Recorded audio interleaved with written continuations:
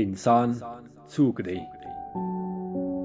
لیکوال سید اصغر هاشمی، لوستونکی حامد حقمل. د کتاب لپاڼو. د اور ټپ تداوي کیږي، خو ځینې انساني د ننني ټپونه جوړښت نه لري. که اور انسان ته زیان رسوي، په حقیقت کې عقل او پوهه نه لري، او دا کار یې غیر ارادي عمل دی. یعنی د اور په زیان رسولو کې اختیار له اور سره نه دی.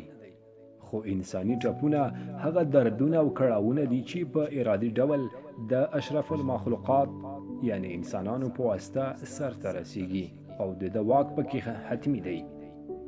د جبر او اختیار په فلسفه کې اختیار انسان ته ورکړل شوی چې له نورو انسانانو سره ښېګڼې کوي، او که ستونزې ورته پیدا کوي، خو له دې اختیاره ډېر انسانان بده ګټه اخلي.